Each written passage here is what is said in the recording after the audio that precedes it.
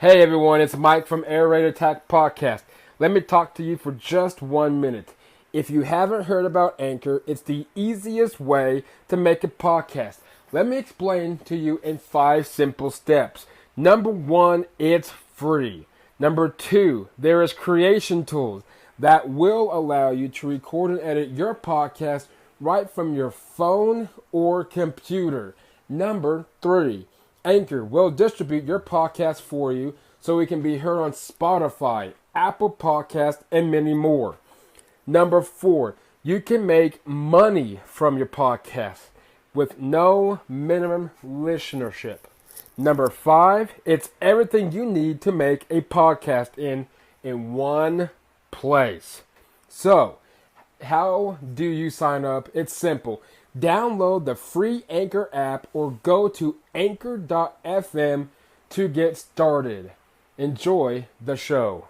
Spring break. Ladies and gentlemen, the show that we call the Air Raid Attack Podcast is back. So it's been a while, the 22nd of episode. And that was when we were talking about the Big Ten return to college football. And since then, so much has happened, not just in sports, but the world, and also, of course, here locally. Of course, we won't go into the presidential debate. That's a whole different story. But we will, I am sure, talk about what took place here in the Oklahoma City Metro. But it's good to be back, as always. Make sure you subscribe on iTunes, Spotify, Google, to name a few. Follow us on Twitter at airraid_podcast. Subscribe to our YouTube channel. And so, guess what?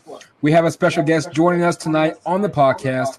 He is from the Just OK Sports podcast, where they break down Thunder basketball, Sooner football, and do recruiting interviews and analysis. They can be found on Twitter at Just OK Sport. And you can subscribe to the podcast on iTunes, Spotify, SoundCloud, and Google Podcasts. Wherever you are listening from, whether it's here in Oklahoma, across the United States, or even in Ireland or Canada, will you please give a virtual round of applause as I introduce our today's guest, Daryl. Daryl, welcome aboard.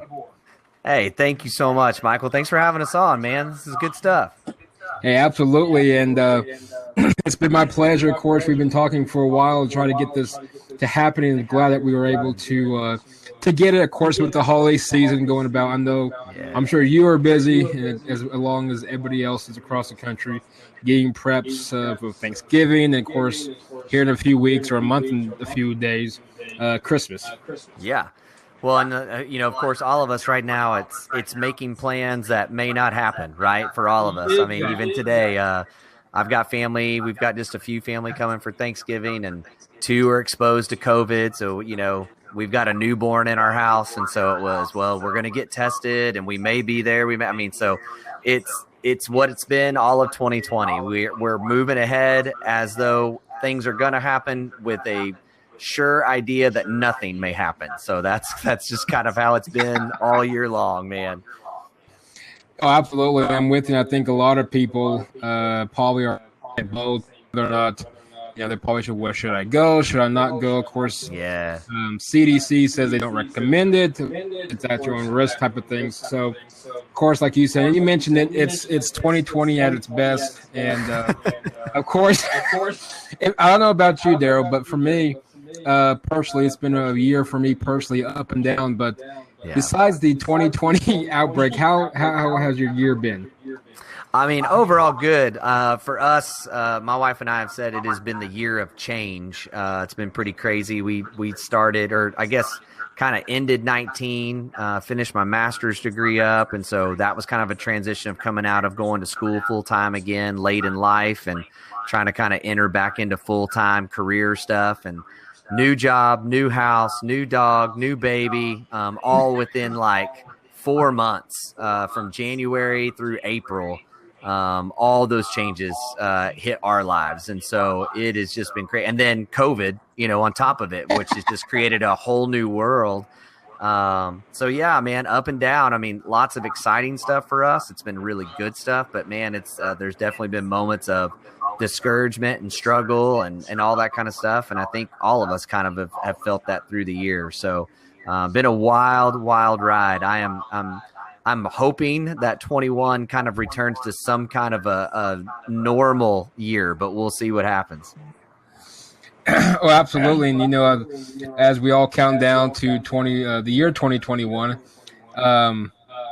we kind of hope, of course, for the best, and Lord willing, we can get there, at least get to some normalcy in its place.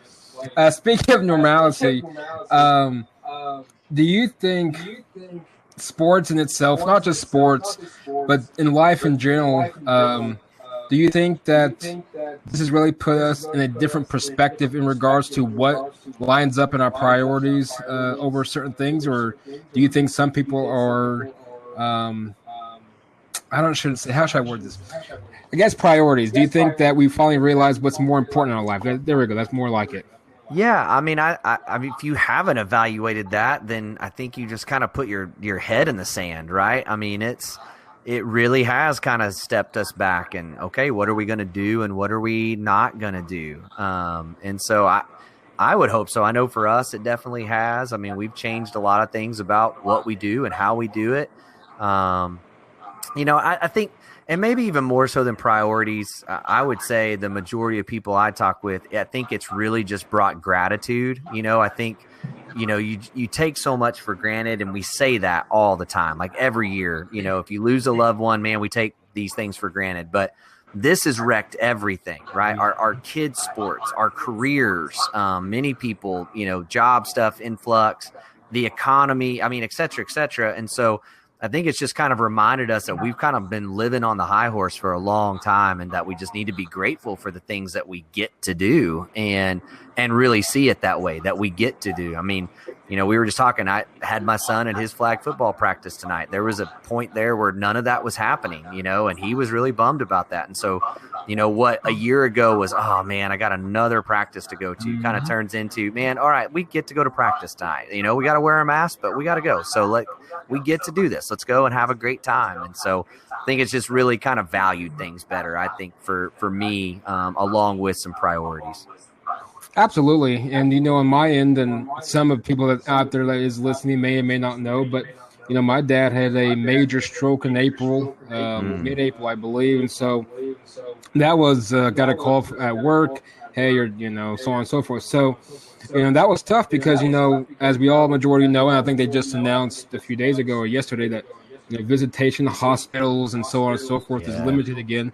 And so, in that aspect, I'm sure many people can relate, is when your loved ones are in nursing homes or hospitals fighting for their lives and so on and so forth, you get the what if moments. Is that the last time I'm going to see him? So on and so forth. And so, but no, I think I'm with you. I think this year really put 2020 into perspective. Not so much, well, the Oklahoma Sooners won or lost a playoff game, which all of us Sooner fans should get used to that by now. But no, it's realized that, hey, there's more important things out there than whether OU or OSU or whoever the case may be, won or lost or whatever, so on and so forth. There's more important things out there than a win and loss column. Yeah, exactly. And I mean, even like this year, it's just, let's just get through a season, right? Like, I mean, again, it's just like we get football. So, like, I mean, yes, we still want to win and all those things, but like, I mean, I told Troy this on our podcast this week. I kind of expected us to make it about 5-6 games and the season to be over. I was just hoping that we would get some games. And now here we are, and we're still going. And so, yeah, like, I don't like it when we lose, but it's like I got to watch a football game, and that's really what I just want to be able to have right now. Same here. And, I think I had when the schedule originally released, I was like, man, we'll be lucky if we can get past Army. I think they're going to cancel it. Of course, then when they restructured the code, I think I had us finishing the season against Iowa State. I don't think I had us playing Texas. Of course, then the 4 over, which we'll get to here shortly, you got the 4 thriller. I'm like, man, this is really cool. I hope we get it next week.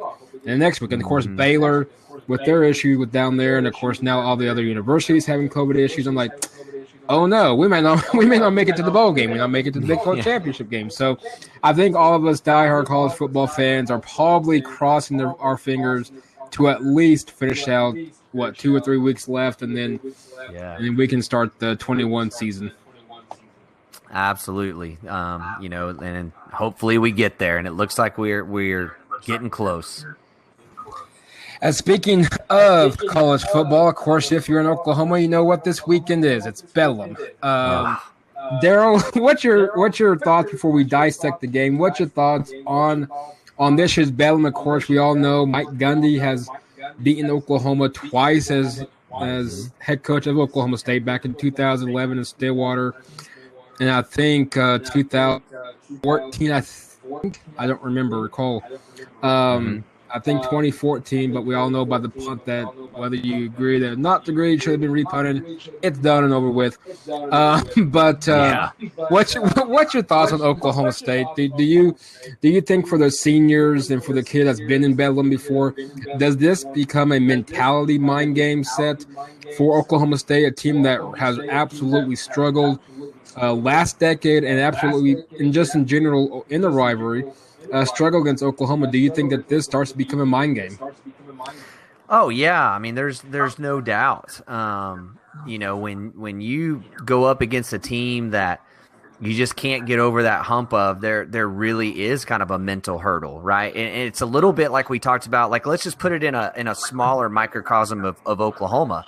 You go through those first couple of games with K-State and Iowa State where they're giving up these leads late in the game, right? And then sure enough, when you see the Texas game happen, you just could feel it. As soon as something went wrong again late in that game, it's like, here we go again. And then they've kind of leveled that out and kind of gotten over that.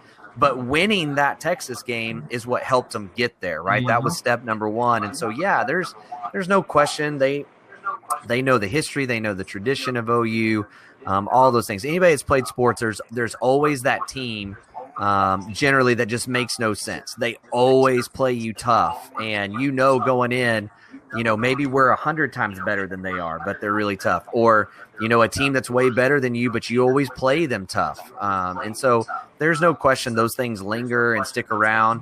But this is a hate game week, and there's lots of kids on that roster in Stillwater that wanted to be in Norman, and it's, kind of that thing where they want to prove it.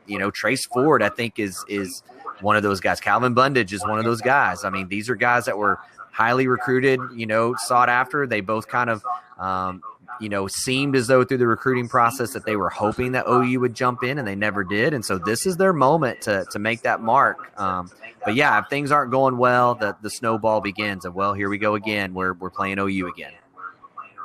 Absolutely, and you look at Oklahoma State and on paper, and people out there that's listening knows I'm a Sooner fan, but when you talk, it's a non-biased aspect. On paper, you look at Oklahoma State probably, especially in the running game, you would imagine give the edge on them defensive-wise.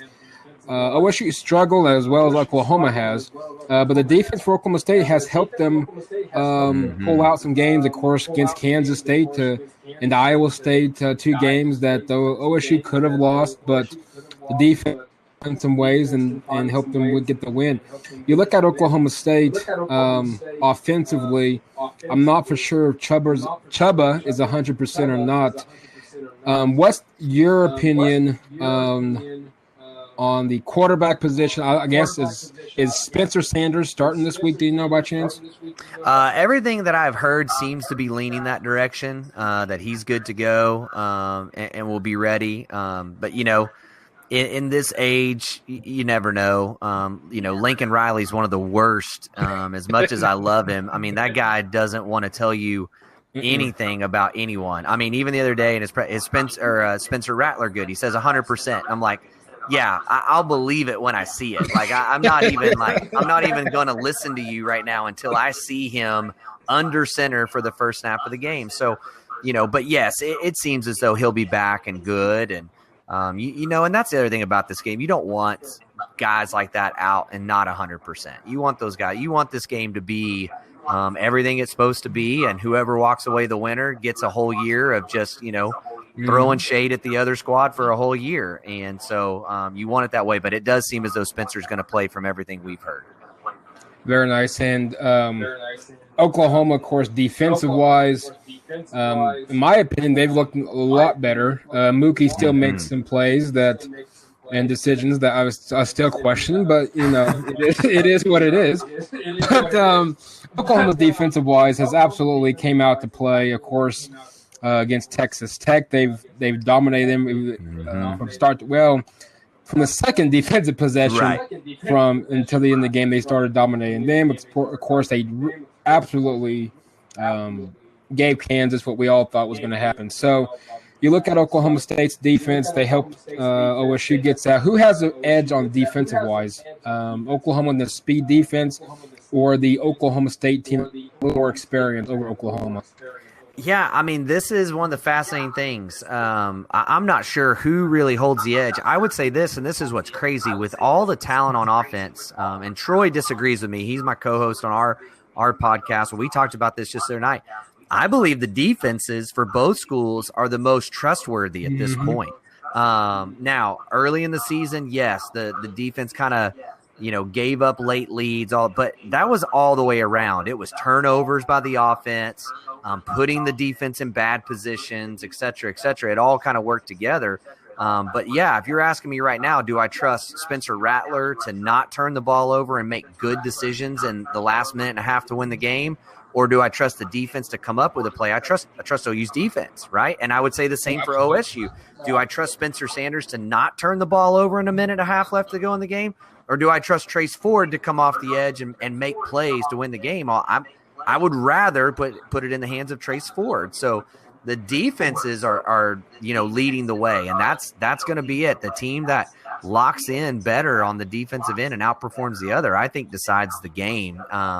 And it should be a fascinating matchup. I think both these defenses are playing at a high level.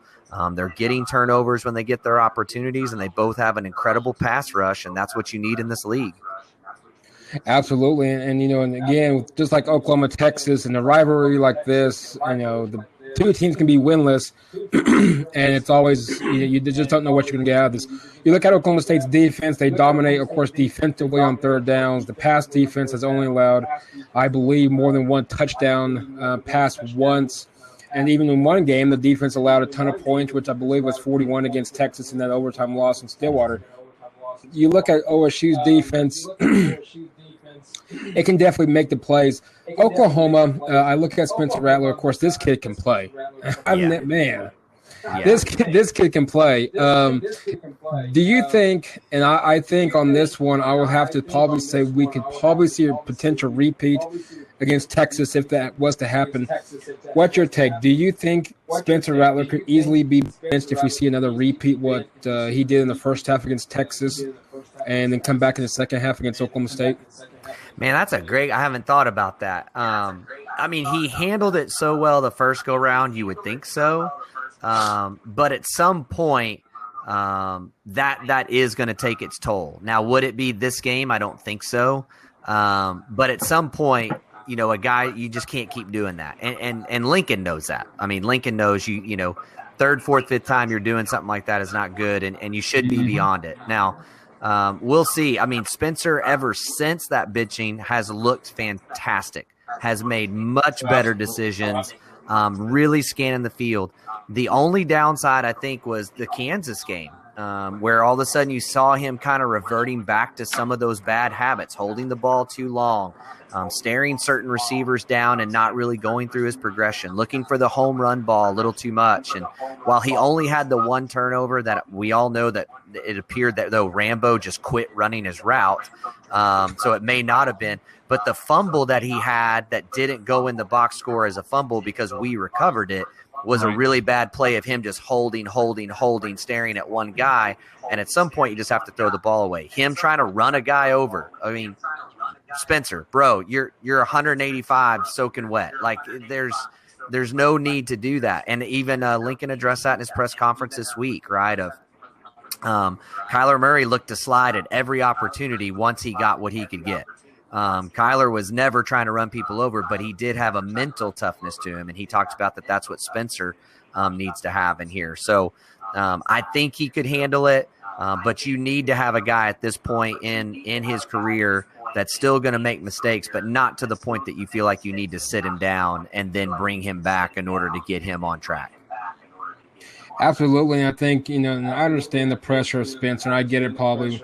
You come out of high school, the best quarterback out of high school. one of the best players in general out of high school. Of course, you're following the footsteps of a Heisman Trophy winner in Baker, who won the Heisman. And it goes to Hurts, who won a national championship out of Alabama, of course, then transferred to Oklahoma. Of course, he's a runner-up to the Heisman.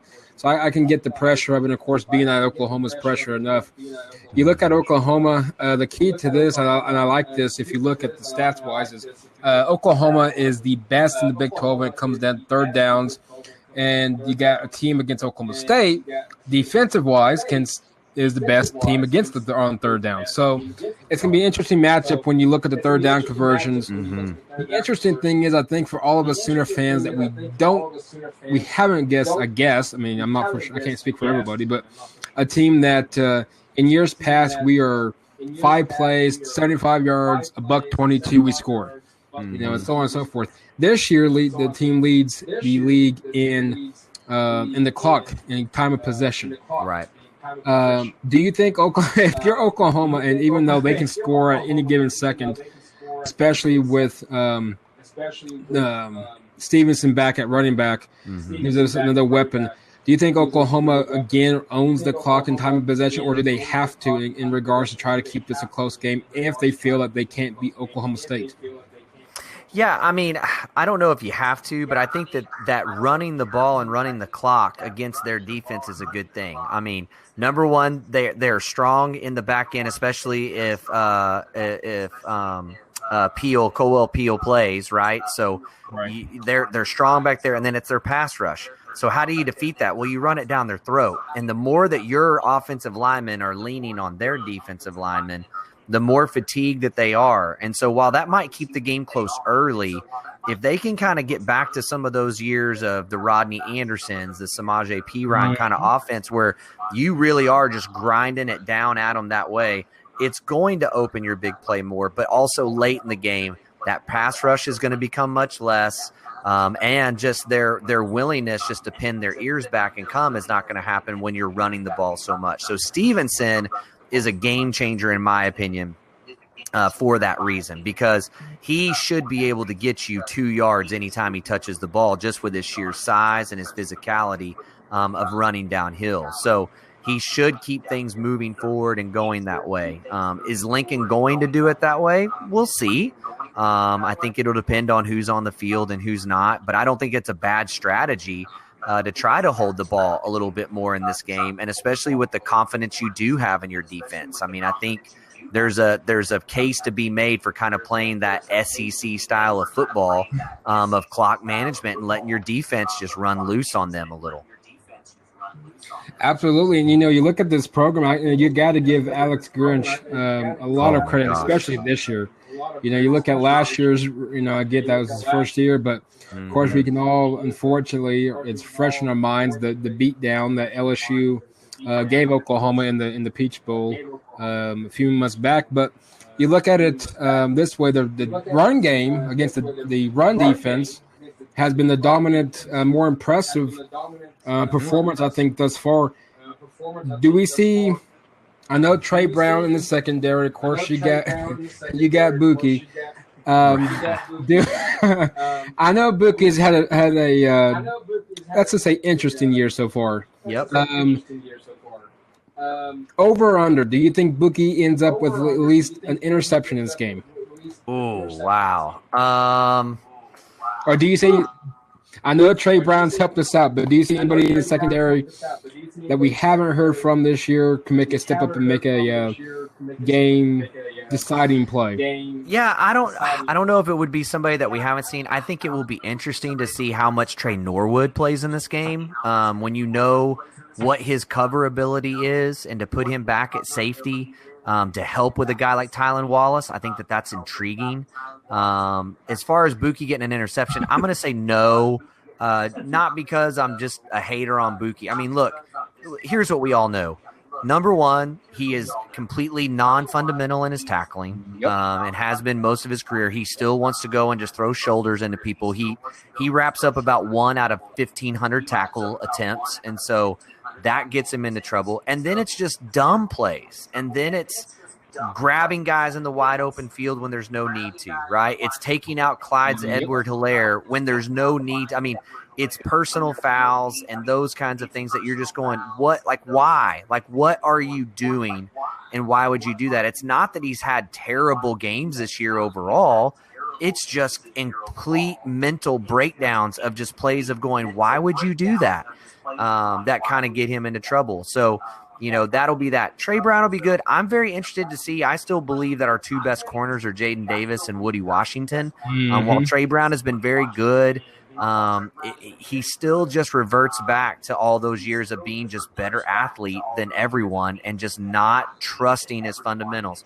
As you know, Jaden Davis is a coach's son, so he is very sound in his technique. He's very sound in his fundamentals. And then Woody Washington has just been a revelation this year as he's come in and played extremely well for this team. So those guys I would expect to play quite a bit. And then, of course, I think the other guy that's kind of off the radar, it's Jeremiah Credell. We saw him come in early and often against Kansas. Now, granted, it's Kansas, but he has been playing more the last 3 weeks. Is this a guy, especially with Chuba Hubbard and LD Brown and that running game, that might play a little bit more with his size and physicality on the field? And if so, does he make an impact? So the off-the-radar guys for me are Trey Norwood, Jeremiah Credell. But at the corners, I think it's going to be a day where Woody Washington probably will get more run than anybody at Tylan Wallace, and that will be a very intriguing matchup. Oh, absolutely. I think Washington stepped up, and I like how he looks and plays, and so of course, all jokes aside, but I gotta add this one last joke. Over under, do we see Buki? Do we see Buki over or under? Do we see Buki be ejected for a late hit? Oh gosh. Not ejected, but I will say that he will get a personal foul. How about that? I will definitely put. Let's see. If you give him two interference calls and a personal foul in the game, that's what, 35 yards of penalty. Yep. I will go for the over in yardage in this game for Buki. That's what I would do. Now gotta have a little fun there. Hopefully Buki can play. Just play out, and hopefully he can play some football, and we'll be all right. And once it's all said and done, Rambo hasn't been much of a threat at all this year for Oklahoma. Like many have thought. Mims, though. I love this kid. Boy. Love him. Him and Stogner. Hazelwood, once he gets back, of course, I think he is back, though. Theo West can play at times. I know Drake Stoops has come up, especially big against. Could we see Rambo have one big game, and this could be it? I mean, of course, and especially with Stevenson back. I mean, again, that helps Rambo a ton because, again, it's that play-action game. Mm-hmm. The more that Stevenson is getting, 4, 5, 6 yards a carry, or like he did the other night, nearly 7 yards a carry, that's going to open up him coming over the top. And look, Oklahoma State safeties are not shy about coming up and helping in the run game, and they come with bad intentions. And so, if you can get Stevenson going, then even sprinkle in some of that change of pace with Pledger in there, that's where Rambo could be effective in this game and really open things up. But look, I don't like to be negative on any of these kids, and even including Buki, of they're all 20-year-old kids trying to, and they're more successful than any of us were in the sports we played, right? But it's just clear for Rambo that, number one, he doesn't like playing a physical game of football. Even when you watch him play these bubble screens, it's a lot of dancing, no decisiveness, and it really comes down to getting hit. Returning kicks, there's no decisiveness. If there's a crease, he's going to kind of work his way through. It just seems like he's kind of a little bit afraid of taking the big hit. And then again, his route tree just isn't very clean. You're not going to see a lot of, double and triple moves coming out of Rambo. You're not going to see just good, clean, crisp out routes, right? You're not going to see him set up a guy and just get a slant and get his if he needs to get that 4 to 5 yard route and get yards. He is going to run really good comeback routes because the speed that he has allows him to have a corner that gives him space. And so that comeback is always there. And then it's things like those crossers where he just comes free and uses his speed to get open, or it's deep routes. That's kind of what he has to offer. And so, I mean, again, it's going to be very dependent on Stevenson. If the run game gets going, Rambo could have a huge day. Outside of that, I don't know that he's a guy that you look at and just count on as a focal point of the offense at all. I think you definitely go Stogner, Weiss, and even Hazelwood long before you do him. Absolutely. I think hopefully we can get at least a decent game out of Rambo. I still think Mims is the main target. And, boy, I tell you what, I don't know if he's related to Mims was at Baylor, who now plays currently with the Jets, or not. But if he's not related, they got some good genes because, man, that kid can play. Dude, again, that's the thing. You watch this kid play. He catches the ball with his hands 9 times out of 10.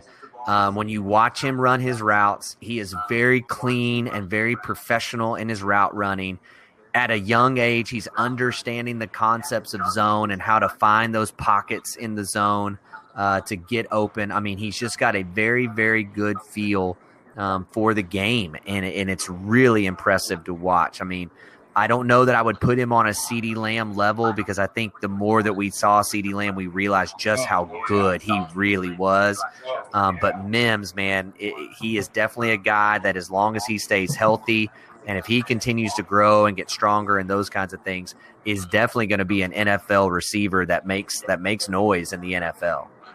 Oh, by far. I think he could easily shatter records galore and as the receiving core at Oklahoma. When it comes down to it, what's your final take? Give us your prediction. I got Oklahoma. You look at it, kind of set the timeline for everyone that's listening. Oklahoma started season 1 and 2. Practically, including myself, everybody thought season's over. You might as well just have a COVID outbreak. Let's just end it and move on and so on and so forth. Of course, the Texas win and kind of helped jumpstart the season. Of course, now Oklahoma's dominated. Oklahoma State, you don't know what kind of week you're going to get. Struggle against Tulsa, looks good against some other teams, but struggle as of late. You look at Kylan Wallace's availability to go a long ways. Mm-hmm. I think, in my opinion, determines for OSU's sake. What's your final prediction and your take on who wins this game? I think the deciding factor in the game is going to be OU's defensive line versus the offensive line of Oklahoma State, right? I think that if this defensive line can continue to look like it has, I think you force Spencer Sanders into making some mistakes and trying to do a little too much because the pressure is all around him. If that can happen, I still think it's a close game because, we've seen, right? This is a team that still should have beat Texas with 4 turnovers and technically 5 turnovers in the game. I'm sorry, when you get 4 and 5 turnovers, you have no business winning a game. Now, granted, did they lose the game? Yes, but they're still in it. It's because their defense is that strong. So, it's going to be interesting. But I think this is a very close game. I think much closer than a lot of OU fans are thinking. On our podcast the other day, I picked 34-28. I've even been leaning more towards 34-30 as we get a little bit closer to this game and just kind of knowing there could be a potential for some COVID issues. It does not seem that Trajan Bridges will be back. Some different things like that. I think this will be a nail biter. I think this definitely comes down to the fourth quarter. And again, the defense that is winning the day, I think, is the team that's going to win the game. Absolutely, and I think you nailed it right there. It's the defensive line. I think on both sides of the ball, especially on both sides of the team, I should say. You look at Oklahoma, the defensive line is probably one of the best I've seen in quite some time, especially quick off the snap. Heck yeah. Speedy, fast. I was being speedy. You look at it, Spencer Rattler, key, I think, in my opinion, offensive-wise, is definitely the key. He's got to limit his turnovers. He's got to learn how to throw the ball away. Don't make a play out of nothing. Right. And so on and so forth. I think the running game for Oklahoma helps. I think Mims. I think Mims, I think he gets a big game, but I think when it's all said and done, I think it's a defensive battle. Yeah. I think Oklahoma has one home run ball, and I think Oklahoma takes care of business.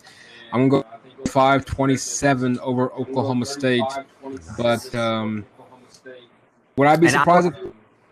No, not at all. They're a great team. Yeah, absolutely. And I would say kind of a surprise guy I would keep my eye on is Mikey Henderson. I think that is a guy, along with Jeremiah Hall, I think both of those guys, but I think Mikey Henderson's just athletic ability. I think that could be a guy that you see used a little bit more this week, especially if Stogner is still not quite 100%. And I think he could really make his mark on this game and really give fits to this OSU defense. Just because he is so hard to account for out of the backfield, and he has got real athletic ability. I mean, we saw it against Kansas. They're handing him the ball off as a halfback, and he looks legit. When he catches the ball, he looks like a receiver. This is the best halfback, fullback kind of position guy that they have ever had from an athletic standpoint at Oklahoma ever. And you're talking about greats there, Trey Millard, Flowers, even Jeremiah Hall. I mean, there have been some incredible guys, but this kid is a different breed and could really leave his mark on this game. I think that could really throw OSU's defense off. And you look at Oklahoma's offensive wise, I think this is once we get past, and I understand COVID may be here next year. That's perfectly. I mean, it's not perfectly fine, but it's something we got to deal with. But you look at this team offensively and defensively. Would you say? I know on my end, I probably would. I can't even picture a year. I can't even think of a team that you can compare to. Would you say that this is probably the quickest offensive-wise and defensive-wise talented team in Oklahoma in quite some time, if not ever? Man, that's a great. I cannot put another team to this team, even though I get they're young, but boy, these guys are fast and quick. Yeah, the speed is for real. Man, that's hard. There were some really fast defenses in those early. That 2003 defense had a lot of speed on the field. 2004, so I know it was a different era of defense, but I mean, you did have some guys that could really run, and back then, and that's kind of what they were known for. Offensively, you might be right. I mean, there really is a lot out there. Definitely in the last 10 years, we haven't seen athletes like this on the field for OU probably since that 2008 championship game against Florida. Yeah. It's probably been easily 12 years since we've seen athletes like this on both. And I don't know that I've ever seen this much depth at D-line. I mean, when you really think about that a defense that could rotate six guys through that were just legitimately, eating away at the offensive line, it is – I mean, I know we had Tommy Harris. I know we had Gerald McCoy. Dusty Dillard. Yeah, but it was, 3-4 guys, right? 3-4 guys deep that you just went, yes, if those guys are in, we're fine. This team right now is easily 6 deep of guys that you're not worried about being in. Josh Ellison's played great. Kelly played great. Isaiah Thomas, great. Winfrey, great. LaRon Stokes has played really well. I mean, you just keep going. I mean, they are playing really, really well at that defensive line position. And they, like I said, they are easily 5-6 deep of just bringing trouble. Ronnie Perkins, I didn't even mention. That's the best one of the entire crew right there. So you name all those other guys without naming Ronnie Perkins, and you feel great. Then you add Ronnie Perkins. It's been a long time since we've been able to say that. Well, absolutely. And to add some more to that defensive line, of course, former Bomber himself, Jalen Redmond, even though, he opted out, of course, from my acknowledgement, I guess there's some other health issues that he wanted to take care of. So that was perfectly fine. Of course, he's got to take care of himself for the long haul.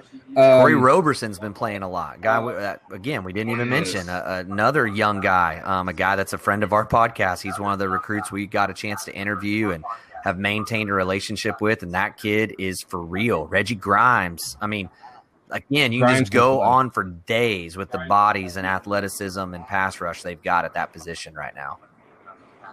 Oh, absolutely. Marcus Dix is injured. Marcus Dix, yep. And you got Winfrey. This kid's a mammoth. Yeah. I mean, look, I said this when they recruited Perkins.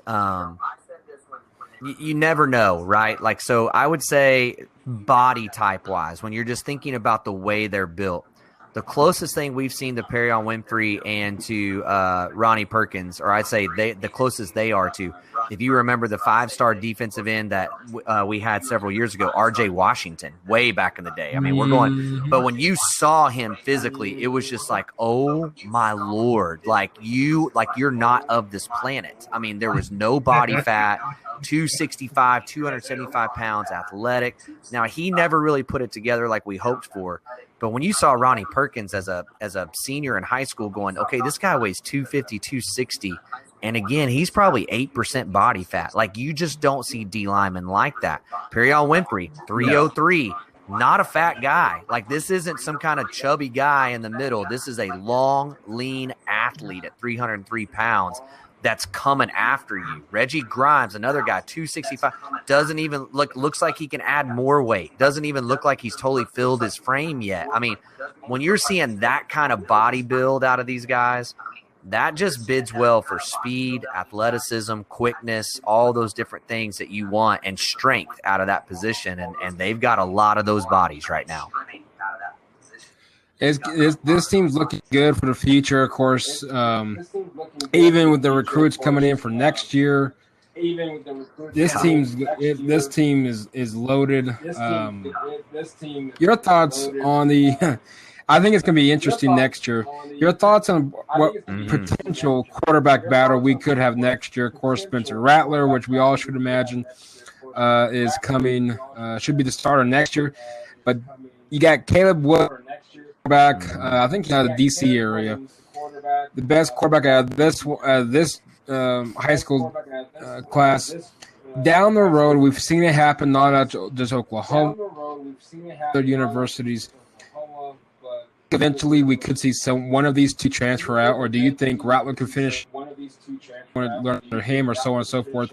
Or I know it's a tough question. I haven't seen Caleb down here in OU yet, but if he's as good as they say is, could we potentially see Rattler or on the road eventually transfer? I mean, if there was some way that Caleb Williams beats Spencer out for starter, yes, I think Spencer's gone, right?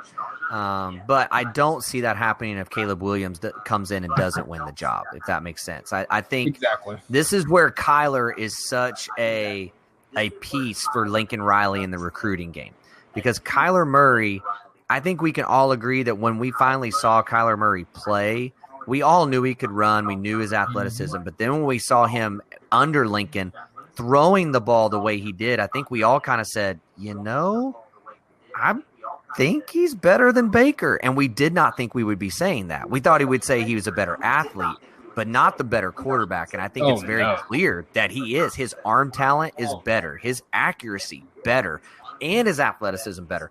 But all that to say, Kyler had to sit. And Kyler sat for an extra year when Baker got that extra year of eligibility that he didn't think Baker was going to have. And I can tell you that I knew somebody that was already telling us back then, Kyler Murray's going to win a Heisman Trophy. Yep. And this was before he ever took a snap. So that is something that Lincoln Riley, when these recruits are able to interact with Kyler, he's able to say, look, man, it was frustrating. I felt like I was better. And I think Kyler would tell you that. He's a very confident dude. But he can say, look, I waited my turn. I learned the offense. I learned from the guy in front of me. I played 1 year. And in 1 year, I was the number one pick overall in that draft. You're the number one high school quarterback coming out in your class. Just wait your turn. And if you can get 1 year of greatness, you can have everything you want. And this is the best guy to learn from. Now, will these kids be that patient? I don't know. But you know that they've got a video when they come on campus or when they're doing virtual visits, that conversation's being had. And so we'll see. I do not anticipate either of those guys transferring. I think your transfer is going to be the Mordecai Chandler Morris. I could even see if this kid out of the 22 class that they're now recruiting, I don't know if you say it, Wegman or Weigman, Texas kid who's a dual sport kid, high 4-star rated quarterback. I could see him potentially at some point transferring out. But I think, I do think Spencer finishes out, especially if he continues on the trajectory he's on. As good as Caleb Williams is, he is more athlete than quarterback right now. So I think the extra time of learning and being tutored will do him well. We'll see. But I think these two stay for the long haul. they get their chances at being in New York and sitting in a Heisman finalist chair, and then they go on to the NFL. Right on the wagon with you. I especially think. I mean, again, is Caleb good? Absolutely. Can he beat out Spencer? I'm sure he probably could. I think next year, I would probably be safe to say should be Spencer's year. I think more of a quarterback battle. Unless Caleb just blows the waters away, and this kid just he's above everybody else and then some. I just don't see Lincoln going to another season with practically what you would consider a rookie quarterback, and I don't see it. But hey, look at Trevor Knight. He beat out Baker beat out Trevor Knight. So I mean, but right. But again, Oklahoma's going to be interesting. 6:30 kickoff on ABC for Oklahoma State. Not for sure if you guys or if you've kept. I've tried my best. Of course, Oklahoma City Thunder draft took place last night. Man. First of all, I can't even pronounce our new head coach's name. No, nobody can. Nobody. Sam Presti can't pronounce it. I don't think he can pronounce his own last name. No one knows. It's just that guy. Like it's that blue guy that you had over there. So all you guys listening in, Billy Donovan leaves, heads up to Chicago, which we all expect at least something was going to happen with Billy Donovan. I went to a few Thunder games last year. Fans wasn't a fan of Billy Donovan. Some of you hear some boo birds out there. But again, so he's gone. Bring a new guy in, the NBA's OKC G League's head coach. We'll name him the head coach. He comes in, I guess, takes a helm over it, and then so on and so forth. We bring him in. Now we got Dennis Schroeder going to the Lakers for the 28th pick, in which the Thunder finally traded. That went off last night.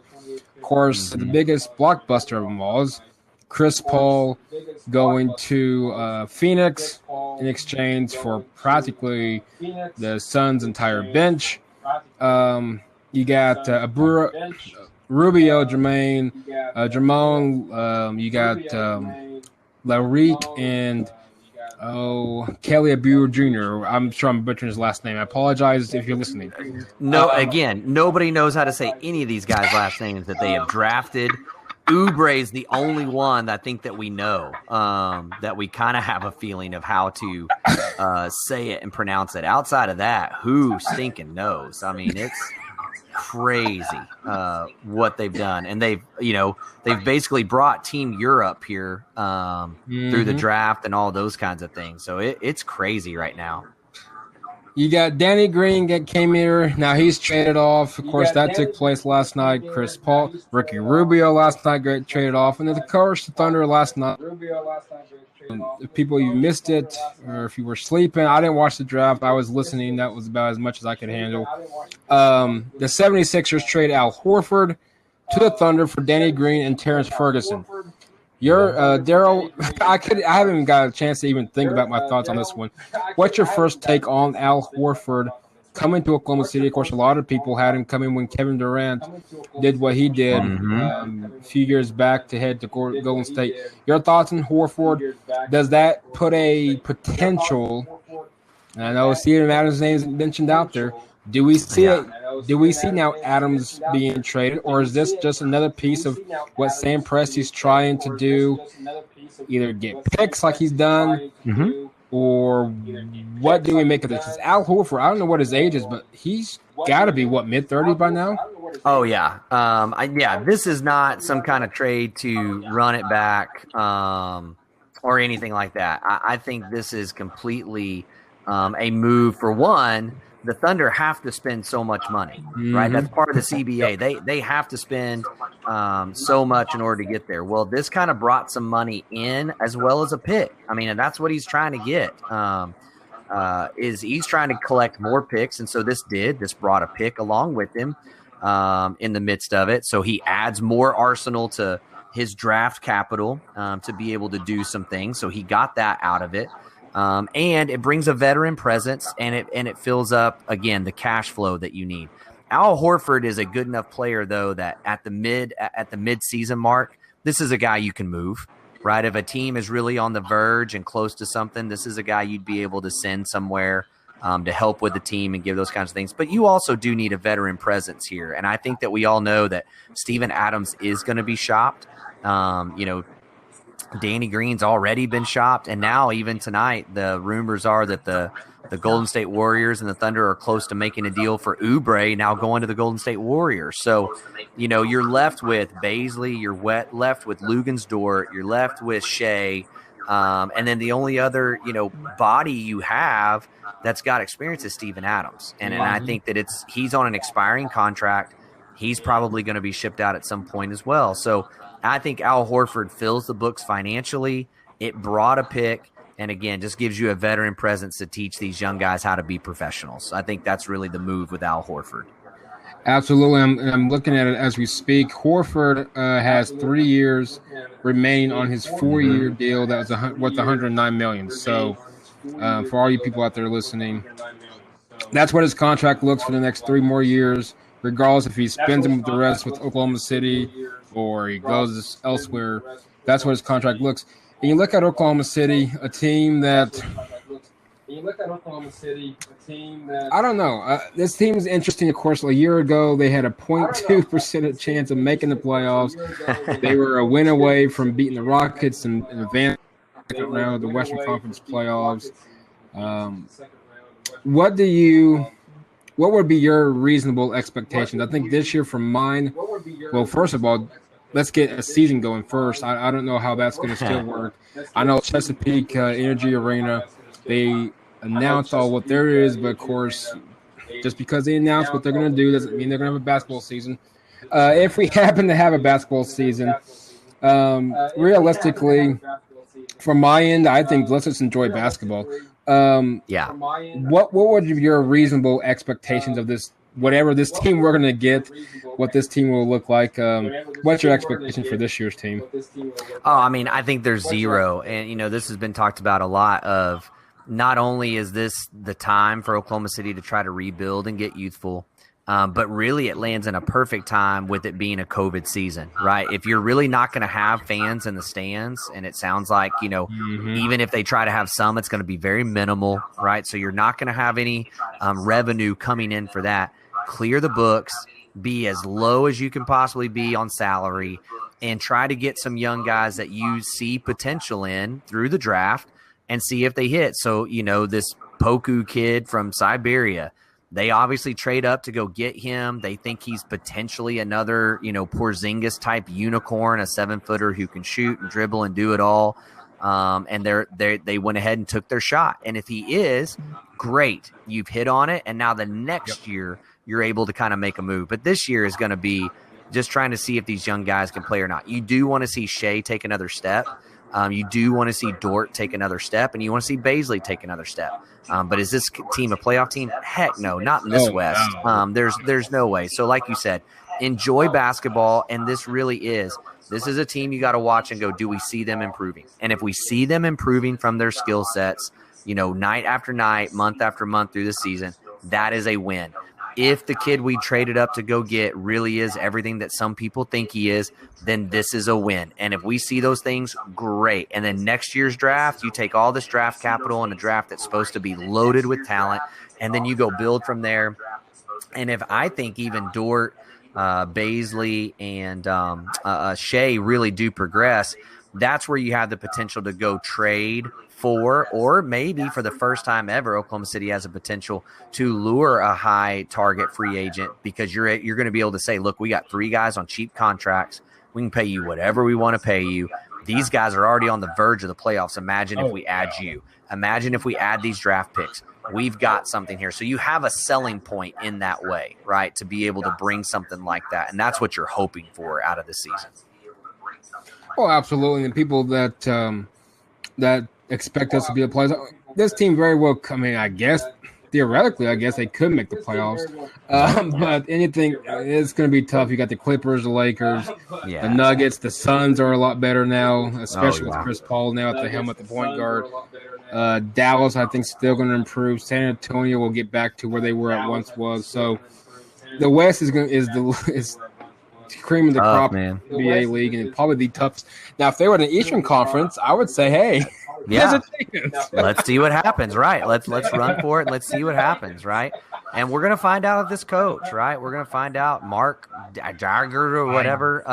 We're gonna find out, can he really develop talent? And so we'll see how that goes. I know that he's spoken of well by all the players, and so yeah, just enjoy the season. This is going back to when we had the Hornets here, right? The Hornets were not a good team, and we all said, look, we have NBA basketball. Be excited that you have NBA basketball. And we even talked about this on the pod. Keep watching games. And if they let us go to games, keep going to games. Keep investing in this team even though it's down. Don't become that city that just bails on the team because we're in the down years. That's how professional sports work. It's not college where you're good every year. You're going to go through rebuild, stick with this team through it, continue to be Loud City, continue to support it, and be really excited that you're growing up another great crop of young players. Well, absolutely, and I get that a lot of people, unfortunately, and I see their point because, look at Bob Stoops winning the national championship his second year at Oklahoma, and it's an unfair justice for the Thunder just because, OU football, their coach won. Okay, there's a difference from college football to the NBA. Yeah.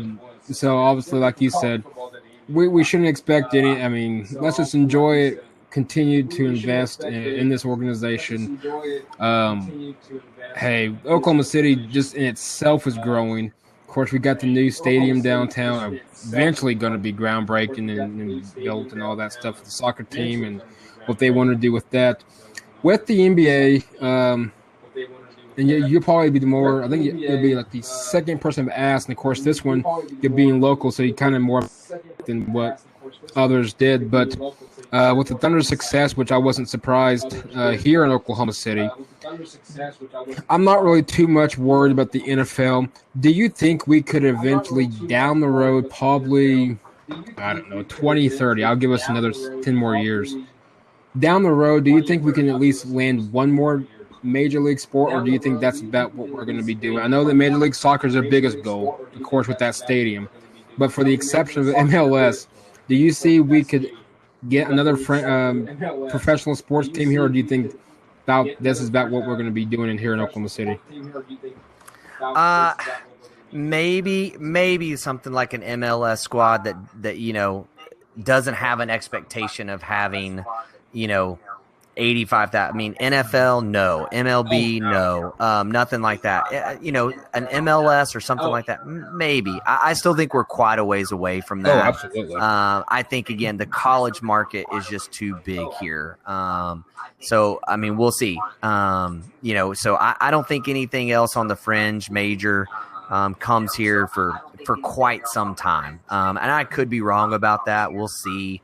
But we've seen, minor league hockey hasn't necessarily done great. They've done okay. Minor league soccer, with the energy, they've done fine, but nothing great. Even our AAA baseball team, it's one of the better attended ones, but it's not something that's going to, push you over the edge to anything else. Basketball that's the other thing I would say. Oklahoma City did such a great job because basketball was perfect. You're talking about a sport that a stadium can't hold more than 20-something thousand, right? And that's selling out, which most stadiums don't do. And so for you to pick a sport like that where you're not trying to get, again, 30, 40, 50,000 in, you're just trying to get 20, and to kind of do a sport that, is not a divided area, I guess you would say, right? I think we all kind of don't really get that bent out of shape about that. Football is owned by the college scene here. Basketball is not. And so, again, it was just a perfect fit and a really good thing. I would love eventually to see something like an MLS team here. But I still think we're probably at least 5 to 10 years away. And again, a lot of it's going to depend on how energy does, right? Because if oil and gas and those kinds of things that really drive the economy here start to go down, well, then it hurts your chances for those. But if those things continue on, then I think maybe 5-10 years now, you could potentially see that come through. Well, absolutely. And I think I've been to 2 energy games I'll be honest with you. I'm not a huge soccer fan. I don't know anything about soccer. I couldn't tell you what the red flag was for. All I know is the guy fell on the ground and he's either faking an injury or he's actually is hurt. I don't know, Right. but I couldn't. It's an interesting environment nonetheless. Taft Stadium, of course, is a historic stadium itself, but it's just with COVID now. I don't know what they drew once they re-kicked everything back off. Of course, like you said, oil and gas here in Oklahoma is what's going to drive or break. It's going to make or break the state, and that's just how it's going to happen. But we're definitely far, far away, I think, from anything. I think at this point, I think the Major League Soccer is probably more realistic, especially with that stadium eventually being built. I don't know what's taking so long for the groundbreaking, but nonetheless, a few more questions. I know we kind of went back and forth. Your thoughts on I'm a big OU needs to leave the Big 12. It's eventually disbanding, or do we see the Big 12, let's say it's the year 2030, do you still see the Big 12 being the Big 12, or does Oklahoma, even Oklahoma State, Texas, can we see these top-notch teams finally leave and go elsewhere? I think if we're talking, even just 3 or 4 years ago, for sure. I think now the landscape has really changed, and the conference right now that's going to disband is the Pac-12. It is not going to sustain, and it is not going to make it. They are not making money. They are not entering revenue. And at the end of the day, conferences and joining conferences is about revenue. And the Big 12 with 10 teams sits very strongly in third place in that conversation behind the SEC and behind, the Big 10, the SEC, and then the Big 12. And so money is what rules the day. I think that you are going to see teams like Arizona State, Arizona, BYU. We'll see how far into that Pac-12 they kind of reach. But I don't think it will be much longer before that is a conversation. Now, the big factor is I don't think it's so much that I'm not on the train of OU needs to leave the Big 12. I am on the train that they need to get a commissioner that has foresight and is aggressive in moving forward. And the last two commissioners you've had are not that. They sit around and just listen to whatever Texas and Oklahoma want to do. Well, and they don't think on behalf of the conference. Oh, absolutely. Right. Yeah, Commissioner Bowlesby's old school. He's he's the original Big 8, as far as I know. Yeah. And so, that's where, and I've said this forever, the Big 12 missed their opportunity when the ACC did not have a big TV contract, and that whole conference was trash. Clemson was on the up, right? Florida State was a little bit on the down, but if you could have gone in and grabbed like a Duke, a Clemson, or even, let's just say Clemson, Florida State, Virginia Tech, and one other team. Now you have a 14-team conference that ties in with West Virginia out on the East Coast and would have brought you two programs that instantly give you more credibility as a conference. But they didn't even attempt to do that. That was not even a thought in their radar, and now they've signed their TV contract, and there's nowhere they're going to go. So I don't think that Oklahoma and Texas need to leave the Big 12. I can understand if they do, but I think they're sitting in a really good position, and they're sitting in a great spot. They are sitting in a conference that has the potential, especially with the coaches they have now, to bring in teams like Arizona, Arizona State, maybe even a UCLA and USC that makes them more credible, because the media is always going to want a California team to be relevant, right? So they're going to prop those things up. I know a lot of people, we need to go the SEC. And I'm just telling you right now, money-wise, that will be fine. For OU and Texas, it will be a travesty. And here's why. We've seen it. The SEC is going to protect their legacy.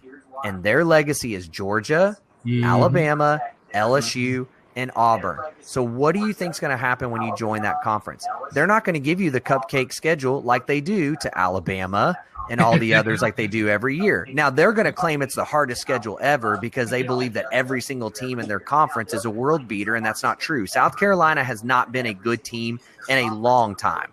Okay, Ole Miss has not been a very good team in a long time. Mississippi State is not any good. Vanderbilt, not any good. I mean, we can go down the list, right? Arkansas. So what do? And this was the stat we've thrown out time and time again. Oklahoma has played UCLA in the last 11 years more times than Alabama has played Georgia in a regular season. Yep. Okay, so what are they doing? They're protecting Georgia from Alabama so they can get to the top, and they're going to do the same. And we saw it this year with the COVID schedules, right? Yep.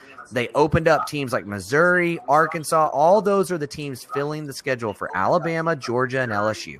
And they're going to do the same thing to Oklahoma, and it just builds their case that much more. It builds their narrative that much more. If we've been playing greater football than everybody else, just look at Oklahoma and Texas as soon as they joined our conference. They're losing 3 and 4 games a year. Well, yeah, you gave us the worst gauntlet of all time that most teams would lose maybe 2 games or 3 games in a season, but it's going to perpetuate their narrative. So that's your worst choice. Again, I'm hoping that they will look ahead and see the Pac-12 is dying and try to go get even an Oregon, those kinds of places. And we've seen Oklahoma recruit really well from those areas as well. So let's just take advantage of it. Absolutely. Could you see Arizona State? Do you think the Big 12, let's just say the Pac-12 is absolutely dying? My top teams would be what? Arizona State, if we can get that region probably together. Oh man, this would be a tough one. In all honesty, here's where I would go. I would find a way to discard West Virginia. I know that's terrible, but they're on the opposite side. Let them go to the ACC wherever they want to go. Then you go get Washington, Oregon. You go get USC, UCLA. You get Arizona State, and you go pick one more out of all those schools, right? Out of those Pac-12 schools, a Colorado maybe, something like that. If you can get BYU to not be independent, you pick up BYU. At that point, you're a 16-team conference. You've got it. You're set. You're good to go. And you've got tradition, and you've got a West division and an East division that's very easy to separate. No one's having to travel super, super far. And yet you get some really cool opportunities, right? To go to Arizona State is a great place to go watch a game. UCLA, USC, great. Everybody wants to go to Cali. Oregon and Washington, beautiful areas of the country. So you get some really fun, and you get good football programs. And especially I think if they joined a conference like that where stadiums are starting to be full, when they go on the road, that is intriguing to athletes, and they want to go play in those environments. And so I think it could really benefit it well, and that would be the 16-team conference I would build. That'd be nice. And I'll be honest with you, I had no idea the Pac-12 was struggling. And hey, I would definitely say if I was Commissioner Bowlesby, and I'm sure he's probably not listening, but if he is, go out there and get those teams, because Big 12's got to make a jump somewhere. I get it. But final topic, real quick. Lon Kruger's Oklahoma Sooners start tip-off next week. Of course, last year, COVID, everything, we get that. I haven't really studied much of Lon Kruger's team this year. I'm not for sure if you have or not. If you have, what kind of team are we looking to put out there this year on the court? I haven't looked at him a lot. I listened to a couple guys the other day. I don't know. This team always intrigues me. I keep always hearing, man, this is going to be a really athletic team. Whereas when I see the product, I don't really see great athleticism. I heard that last year. Oh, we're going to have such great athletes. Well, I didn't really feel like we did have that per se. Now, they're going to be well coached. They're going to play hard, those kinds of things. I think that's kind of the state of Oklahoma basketball right now is just kind of looking for a team that will play really hard, and hopefully Lon brings in a big-time recruit every once in a while, like a Trae Young, like a Buddy Hield, that kind of sets the world on fire. But it kind of seems like that's the trajectory of this program right now, and that's kind of what I would expect this year, is maybe seeing somebody that rises to the top, and a team that will be okay, but nothing special. That's kind of what I was thinking, but like I said, I haven't done much research on them, and I can honestly say that I haven't done a deep dive in any of them either. But we know that there's no household name that came in a recruiting class here. There's some good athletes. There's some good guys that people wanted. Now we're going to see if they develop or not. Absolutely, and maybe one day we'll replace the Lowy Noble Center. Yeah, exactly. That would be nice. Oh. My dad went to OU in the 70s after he graduated from Iowa State High School, and he said that back in that day, that arena was, I guess, top of notch. And he says now when he goes visits there, it's an eyesore. Not to make fun of Oklahoma. No, hey, OU. Everyone agrees. I mean, everybody in the OU fan base agrees. You feel like you're 7 miles away from the court. It just doesn't look appealing when you even walk in. It doesn't feel like you're going to go get an electric atmosphere, whereas like a Gallagher-Iba where it's built straight up, and you're on top of the court even in the nosebleeds. That's what you're looking for. Absolutely, and as always, Daryl, it's been a pleasure. I know you guys probably got some stuff you got to finish up on as well, but it's been a pleasure talking with you. As always, guys, reach out to Daryl at Just OK Sport. Definitely give him and Troy some love on iTunes, Google, Spotify, SoundCloud, and follow them on Twitter. Again, Just OK Sport. And as always, Daryl, you're more than welcome to come on this show. Hey, man, thanks so much. I had a blast, and I appreciate it, man. Grateful for having us on, and yeah, we'll definitely do this again somewhere down the road for sure. Absolutely, and I'll be keeping contact with you, and we'll definitely chit-chat after Bedlam, and hopefully we have a good one. Yeah, that would be nice. That would be nice. Well, take care, Daryl. Have a happy Thanksgiving to you and your family, and stay safe, and best wishes. All right, man, sounds good. Thanks so much. Same to you. Talk to you soon.